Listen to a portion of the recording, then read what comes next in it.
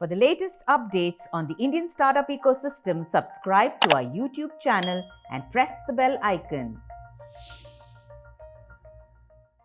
There are many ways to contribute positively, and one of them is to do what you are good at, just like how the Indian startups are doing in these difficult times. Hello, I'm Sutrishna. I'm Debolina, and here are the top stories from this week. Before Ronnie Screwvala tasted success, that is, before he sold UTV to Disney for $1 billion, he actually tried his hands at several businesses. And this tinkering didn't stop even when he rose to prominence and became a celebrated businessman. In fact, after the UTV sale in 2012, Ronnie went on to start up again. And this time, his endeavor was in the edtech space. He went on to launch online education platform Upgrad along with his co-founder Mayank Kumar in July 2015. The objective was simple: to build a company that could create an impact for 35 million students in higher education and close to 250 million people in the workforce. And how is Upgrad faring in this mission? Well, allow Ronnie Screwvala to share the insight himself.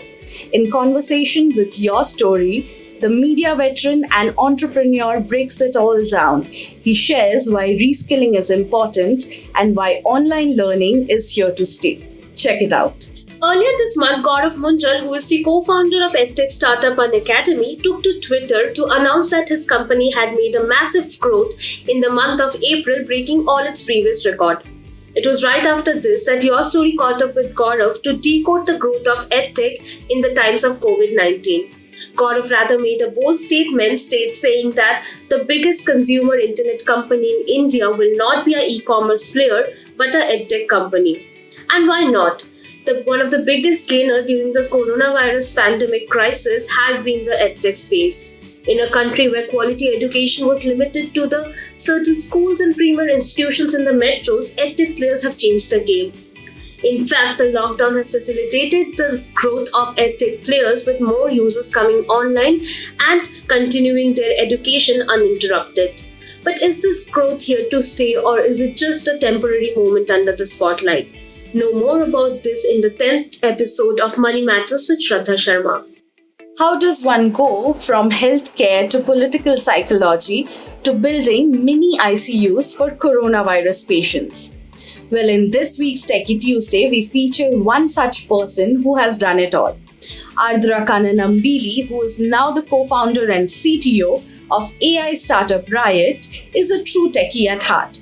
Since both her parents are engineers who even started a software company called Mediatronics, science and technology were always a part of her life while growing up. And as happens with anyone who truly understands the power of technology, the drive to build products and address problems becomes a passion. And so it happened with Ardra. She came up with unique solutions like wearable devices for women's safety, a device that monitors epilepsy patients' attacks, and algorithms that were used by political psychologists. In this week's Techy Tuesday, we explore her journey and we get to know her better. Check it out only on Your Story. One of the worst affected sectors during this coronavirus pandemic has to be the travel and tourism sector. Contributing to 10% to the country's GDP, the CII estimates a loss of 5 lakh crore in the sector, with as many as 5 crore people losing their jobs. Your Story recently caught up with India's biggest travel booking platform, Make My Trip's founder Deep Kalra. Make My Trip, which completed 20 years last month, has seen several global crises. From the dot-com boom to the 9/11 attacks and the economic crisis of 2008, Make My Trip has survived it all.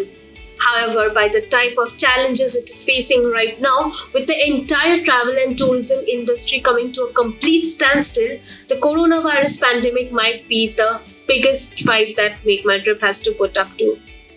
In his interview, Deep tells us how badly is the industry affected by the coronavirus pandemic, how it might look in the future, and how the government can help.